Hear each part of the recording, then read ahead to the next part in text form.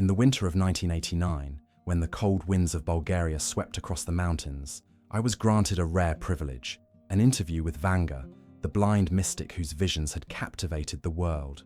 What you are about to hear was never released to the public, deemed too disturbing by those who feared its implications. I have kept these recordings hidden for decades, but the time has come for the truth to emerge. The cemetery is not merely a resting place for the departed, Vanga whispered to me that day, her clouded eyes seeming to peer beyond the physical realm. It is a crossroads between dimensions, a sacred threshold where souls gather, some to pass through, others to remain. I asked her why some spirits choose to stay. Her answer sent chills down my spine. "They do not choose," she replied, her voice dropping to a haunting whisper.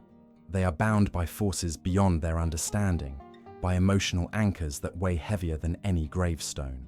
The most common binding force," she explained, was unresolved trauma. Souls who experienced violent or unexpected deaths often linger in confusion, unaware they have crossed over. Their energy remains tethered to the physical location of their remains, creating a loop of eternal suffering. "These souls weep over their own graves," Vanga told me. "Their tears are not of water, but of pure energy that sensitives can feel as waves of sorrow emanating from certain tombstones.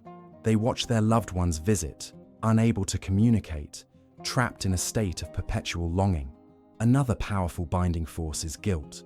Those who departed with heavy regrets, broken promises, unresolved conflicts, or harmful actions left unaddressed, find themselves unable to transcend.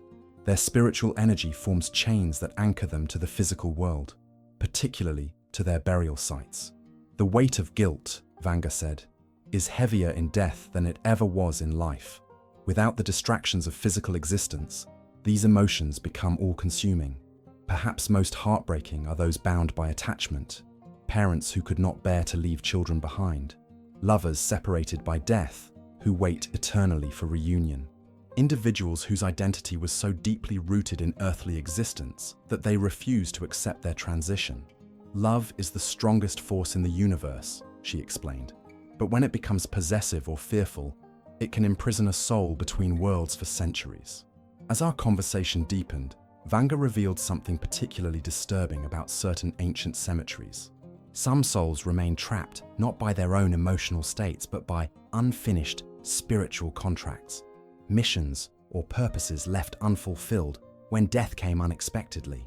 "Every soul incarnates with specific lessons to learn and contributions to make," she said.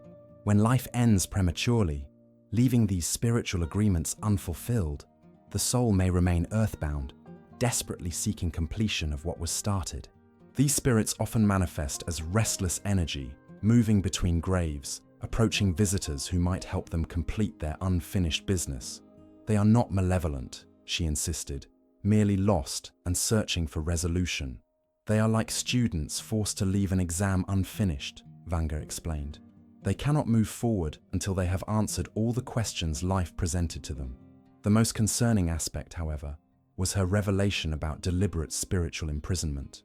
Throughout history, practitioners of certain magical traditions have performed rituals in cemeteries specifically designed to bind spirits to locations, objects, or even to the practitioner themselves. Dark energetic contracts, she called them, forged through blood, intention, and forbidden knowledge. These create the most dangerous hauntings, as the spirits are not merely lost, they are enslaved. The second day of our interview began at dawn. Vanga insisted on this timing, explaining that the veil between worlds thins as night transitions to day. She appeared more agitated than before, reluctant to continue, yet compelled by some inner force to share what she knew.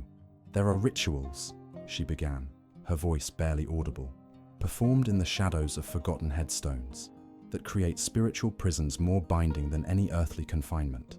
According to Vanga, certain cemeteries across the world have become focal points for occult practices dating back centuries. These locations were not randomly chosen, but selected for their unique energetic properties, places where the boundary between dimensions naturally weakens, often due to geological features beneath the earth or celestial alignments above. "The practitioners come at midnight," she described, drawing arcane symbols upon the ground, placing black candles at precise points, forming invisible geometric patterns. They spill substances, sometimes wine, sometimes blood, while reciting incantations in languages long dead to human ears, but still resonant in the spirit realm.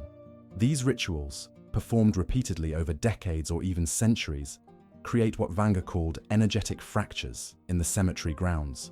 The tombstones themselves become more than markers of remembrance. They transform into anchors for binding spells, their very substance absorbing and holding magical intent. Look for the signs, she warned. Tombstones that crack without physical cause, vegetation that refuses to grow in perfect circles, areas where animals will not tread and birds never sing. These are the physical manifestations of spiritual imprisonment. The entities bound by such rituals experience a fate worse than the natural confusion of earthbound spirits. They are consciously trapped, aware of their imprisonment, often serving as energetic batteries for the very practices that ensnared them. Their essence is slowly drained to fuel further workings, creating a horrific cycle of spiritual exploitation. The cracked headstones are not merely symbolic, Vanga explained. They are literal cries for help, the physical manifestation of a spirit's desperate attempt to break free of magical bindings. When you see such damage that cannot be explained by weather or time, know that something struggles beneath. Most disturbing was her revelation about specific magical traditions that specialized in cemetery workings. These practitioners believed that spirits caught between worlds possessed unique abilities, seeing across time, traversing dimensions, influencing physical events without physical form. By binding these entities, they sought to harness these capabilities for their own purposes. They do not see the moral weight of their actions, she said, her blind eyes filling with tears. They convince themselves they offer purpose to the lost, but they create only suffering. The consequences extend beyond the spirits themselves. Cemeteries harboring such bound entities develop distinctive energetic signatures that sensitive individuals can detect. Visitors often report sudden exhaustion, disorientation, or unexpected emotional responses, their life force unconsciously responding to the spiritual drainage occurring around them. The living unknowingly feed the process, Vanga continued. Their grief, their memories, their energy while visiting graves, all can be siphoned and redirected by these magical systems, strengthening the bindings with each cemetery visit. According to Vanga, these practices create a third category of cemetery spirit, neither those bound by their own emotional attachments, nor those with unfinished spiritual contracts, but souls deliberately ensnared as metaphysical resources. They become what she called the unwilling guardians, forced to watch over the grounds that imprison them. They appear as shadows with glowing eyes, she described. Moving between tombstones at dusk, their forms elongated and distorted. They are not evil. They are victims transformed by centuries of captivity into something neither fully spirit nor fully entity. While the most powerful of these rituals involve what Vanga called dimensional anchoring, magical workings that not only bind spirits to locations, but prevent them from progressing through natural spiritual evolution. The cemetery becomes not merely a place of confinement, but a mechanism that actively prevents souls from reaching whatever lies beyond. The tombstones with strange symbols carved into their bases, she whispered. Those are the locks to spiritual prisons. The symbols appear decorative to untrained eyes, but they are complex magical formulas, keys thrown away after the door was sealed. The third morning of our conversation began differently. Vanga requested we meet not at her home, but at the edge of an ancient cemetery outside her village. Though blind to the physical world, she navigated the worn paths between graves with unsettling precision, occasionally pausing to place her hand on certain tombstones, her expression shifting between sorrow and contemplation. Cemeteries are not merely resting places, she said, stopping at a particularly old section where the headstones had been worn nearly smooth by time. They are doorways, thresholds between dimensions that can be crossed in both directions. According to Vanga, the traditional understanding of cemeteries as final destinations represents only a fragment of their true spiritual significance. In her visions, she perceived these grounds as complex energetic structures, layered realities where the physical world and various spiritual dimensions overlap and intersect. The ancients understood this truth, she explained. Look at how they designed burial grounds, always with pathways, gates, and boundaries. These were not merely aesthetic choices, but spiritual technologies designed to manage the flow of energy between worlds. She described how certain cemeteries function as entry points, locations where the barrier between dimensions naturally thins, allowing spiritual entities to more easily manifest in our reality. Others serve as exit points, creating energetic currents that help transitioning souls move beyond the earthly plane. The most powerful sites, often the oldest burial grounds, function as both. These are the crossroads of souls, Vanga said, her voice dropping to a whisper. Places where the recently departed gather before their journey onward, where ancestral spirits return to witness important transitions in their bloodlines, where entities from other dimensions may briefly enter our world. What makes these dimensional gateways particularly significant is their unpredictability. Unlike the emotional bindings or magical rituals we had discussed previously, these natural thresholds operate according to cosmic cycles beyond human control, influenced by astronomical alignments, geomagnetic fluctuations, and collective consciousness patterns. There are seasons in the spirit world, she explained. Times when the veil thins not just at specific locations, but everywhere simultaneously. The ancients mark these transitions with festivals and rituals. Samhain, Dia de los Muertos, Hungry Ghost Festival, all recognizing the same fundamental truth. Certain calendar dates create temporary openings between worlds. But according to Vanga, individual cemeteries maintain their own unique energetic signatures, regardless of these broader patterns. Some burial grounds consistently manifest as cold spots in the spiritual landscape, places where the transition between worlds is difficult, where souls struggle to move onward. Others function as accelerated pathways, where the journey beyond happens almost instantaneously. You can feel the difference, she insisted. In some cemeteries, the air feels heavy, stagnant, as though time itself moves differently. In others, there is a subtle current, a gentle pull upward, an energetic flow that brings unexpected peace to visitors. The most fascinating aspect of Vanga's revelation concerned what she called the cemetery guardians, entities that neither originated as human souls nor belong to our dimensional reality. These beings, existing at the threshold between worlds, monitor and sometimes regulate the traffic of spirits moving between dimensions. They take forms that human minds can comprehend, she said. Tall shadows with luminous eyes, figures that appear to have wings or flowing robes, sometimes just patterns of light that move with intelligence and purpose between the graves. These guardians, according to Vanga, serve multiple functions. They guide disoriented souls toward appropriate dimensional pathways. They prevent certain entities from crossing between worlds when such transitions would create energetic imbalances. Most importantly, they maintain the structural integrity of the thresholds themselves, repairing tears in the dimensional fabric and containing potentially dangerous breaches. They are neither benevolent nor malevolent by human standards, she clarified. They simply maintain the natural order of transition between worlds, much as certain cells in the human body regulate what passes through cellular membranes. Perhaps most unsettling was Vanga's insistence that these guardians occasionally interact with the living, particularly those with heightened sensitivity or those approaching their own transition. They appear as peripheral visions, unexplained presences, or in dreams that feature cemetery settings. They assess the living, she explained, preparing for souls that will soon require passage. Sometimes they reach out to those with the ability to perceive beyond the physical, not to frighten, but to establish recognition that will facilitate the eventual crossing. What truly distinguishes cemetery guardians from other spiritual entities is their relationship to time.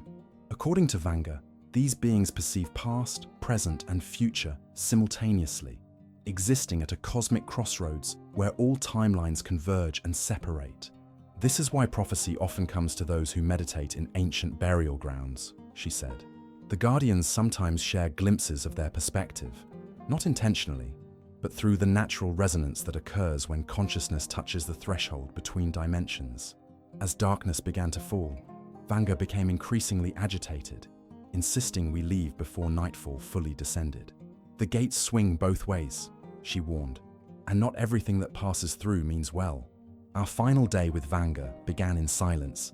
She sat motionless for nearly an hour, her blind eyes fixed on some distant point beyond physical sight.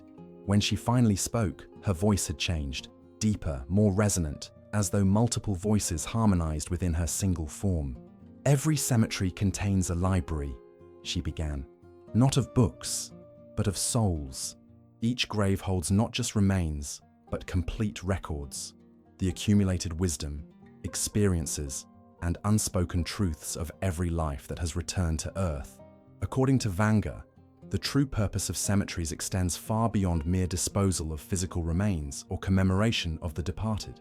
These sacred grounds function as vast repositories of human consciousness, archives where the essential spiritual data of countless lives remains accessible to those who know how to perceive it. "When you walk among graves," she explained, "you move through fields of information, layers upon layers of memories, insights, and realizations accumulated across centuries. This is why sensitive individuals often receive unexpected inspirations or solutions to problems while visiting burial grounds. They are unconsciously accessing this collective wisdom."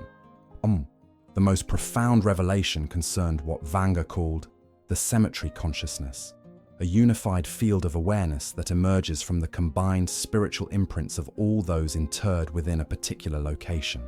This collective entity develops its own distinct personality over time, influenced by the predominant emotional patterns, belief systems, and life experiences of those whose remains it contains. Some cemeteries feel sorrowful, others peaceful, others charged with unresolved conflict, she said. This is not merely psychological projection by visitors, but the actual energetic signature of the collective consciousness that has formed there. According to Vanga, this cemetery consciousness can be intentionally accessed through specific meditative practices, approaches that allow the living to commune with this vast reservoir of human experience. The process is not about contacting individual spirits, but about entering into relationship with the integrated wisdom field itself. The ancients understood this practice, she insisted. They built temples beside burial grounds, not from superstition, but from practical spiritual understanding. The greatest insights often come at the threshold between worlds, where the accumulated wisdom of those who have completed their physical journey becomes accessible. What makes this concept particularly significant is its implications for human evolution. Vanga described cemeteries as instruments of transgenerational knowledge transfer, mechanisms through which crucial understandings and realizations can persist beyond individual lifetimes, available to future generations who develop the sensitivity to access them. This is why destruction of burial grounds has always been a strategy of conquest, she explained. Erase a people's cemeteries and you sever their connection to ancestral wisdom. The knowledge remains in the earth, but the access points are disrupted. Perhaps most remarkable was Vanga's assertion that cemetery consciousness evolves over time, integrating new perspectives as additional souls join the collective field, gradually developing more comprehensive understanding of human experience across different eras and circumstances. "The oldest burial grounds contain the most developed consciousness," she said. "Not because ancient wisdom is inherently superior, but because these fields have had centuries to process, integrate, and synthesize the diverse experiences contained within them." The practical application of this understanding relates to how the living interact with cemetery spaces. According to Vanga, certain approaches enhance connectivity with this field of wisdom, while others create distortion or interference. Genuine reverence, contemplative presence, and receptive awareness facilitate clear transmission. Superficial tourism, emotional volatility, or attempts to force communication create static in the energetic field. "The cemetery speaks most clearly to those who listen without expectation," she explained. "Those who approach with quiet respect, acknowledging both the suffering and the wisdom contained within the grounds." As our interview drew to a close, Vanga shared one final insight, perhaps the most controversial of all her revelations. She claimed that certain individuals throughout history have intentionally chosen their burial locations based on the specific wisdom they wish to contribute to a particular cemetery consciousness.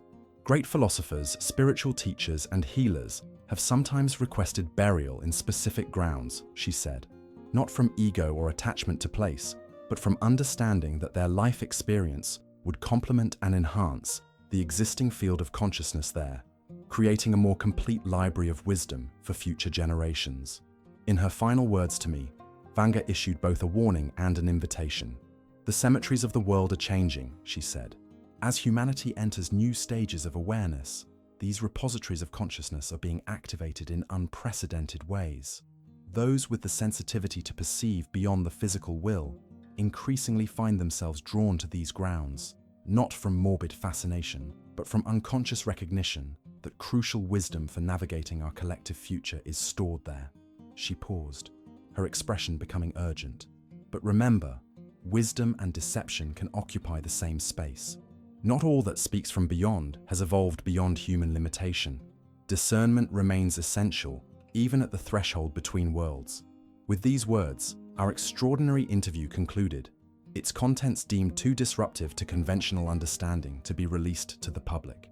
Until now, the wisdom of the eternal grounds awaits those with ears to hear and hearts brave enough to listen. The Library of Souls remains open, its archives accessible to those who approach with reverence and discernment. The spirits that never leave the cemetery are not simply trapped. They are the custodians of a wisdom we have only begun to comprehend. If the veil between worlds has stirred something within you, a recognition, a curiosity, or perhaps an ancient remembering, don't let this moment pass.